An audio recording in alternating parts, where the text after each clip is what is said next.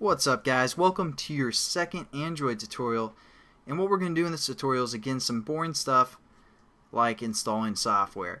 And the software we're going to install is Eclipse. So go into Google, type in Eclipse or download Eclipse. I'm going to say Eclipse download, and it should be the first link from eclipse.org/downloads. We're going to click on that, and basically what Eclipse is an IDE which will make developing a lot easier for us. It's going to give us some error checking, some shortcuts, just basically some references, so we won't have to remember exactly every line of code that we're going to use for the most part by memory. It's going to be a lot simpler for the most part, and that's how we're going to integrate the SDK as well. So here we go. There's a lot of choices for Eclipse that we can download. What we want is the Eclipse IDE for Java developers, and over here is your platform. It should choose it automatically for you, but just in case, you can click Windows or Mac OS. And we're going to download the 32-bit.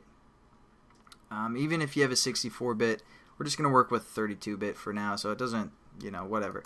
So click that, and here's your download links. Down here you can choose some other links that you may want to download from. That might go a little bit quicker. Or you can just select this this one that they're featuring for the most part. So just click that, and it's a standard download. As you can see right here, I already have it downloaded because it's almost 100 megabytes. I'm actually going to install it for you guys because this computer doesn't have it set up for the most part. So there we go. We install it. I'm going to try and find it, make sure I install it in the right place. Yeah, under my downloads right here. What I'm going to do is now move this whole folder into my hard drive, or for you Windows users, your main hard drive, which is like your C drive. So just move it into that folder, and then we're going to open it up by opening the Eclipse folder and clicking this icon, which basically looks like a croquet ball or like, I don't know, a third grader's painting or something. So open that up, and that's going to start our Eclipse. Yeah, we know it's from the internet. We're going to show it anyways, or open it anyways, because we're trusting like that. And it's going to start up Eclipse, and here's the workspace that we're going to create. Now basically, I'm using my buddy's computer, which is Jake, but basically we're going to set up a new workspace,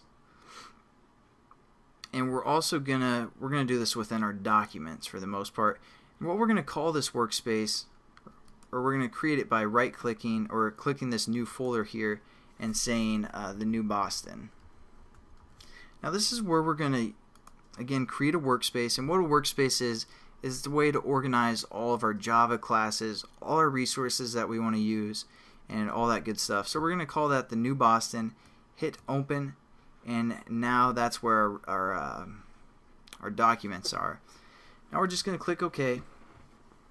And also, for you guys wondering, the Java JDK that we installed last time, most likely Eclipse will still work, even if you guys don't download that, because it's going to have some sort of Java on your computer. But you guys wanted to get the most recent one so we could use it for like Google Maps and signing our project and getting it onto the marketplace, which we'll get into later. But now we have Eclipse set up. We exited out of, sorry, I kind of skipped over that, but there's a welcome screen. It's boring, ugly, and from the 1980s or something. So we exited out of that welcome screen. The X was up here somewhere. So just click that, and then you'll get this, which is basically the layout of Eclipse. And what we're going to do is set up the ADT reference. So what I want you guys to go to, or where I want you guys to go now, is in Google, type in Android ADT. Hit enter, and it'll be this first link from the developerandroid.com page /SDK/Eclipse ADT. Click that, and here's the developer page.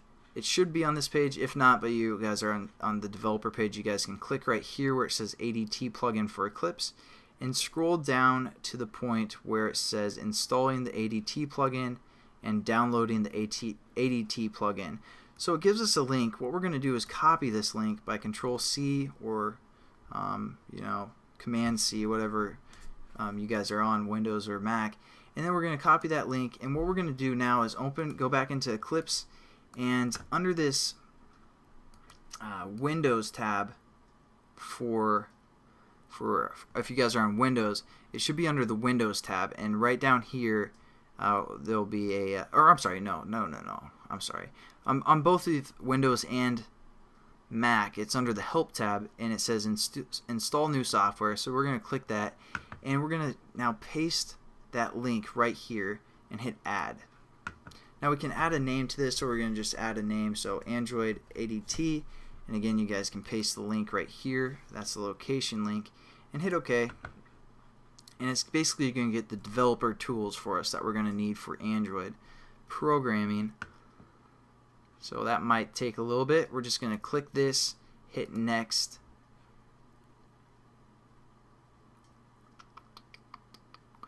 and our computer will freeze and probably crash. No, I'm just kidding. So there you go. Now we just hit next again. You guys should have 4 things within there as well, and we have to accept this license agreement for all of these as well. So just do that and read through those again, because it's super entertaining, great stuff within these agreements. Just hilarious, the comedy in there. It's, oh man, it's such a great read. So if you guys want to read that, otherwise just hit accept and finish, and it's going to install the software for us. And then I'll catch up with you guys in the next tutorial where we'll, do some more fun installing software. So, but soon enough we'll get into the programming and the actual great stuff that we want to do. But basically that's it for this tutorial. I'll see you guys later. Peace.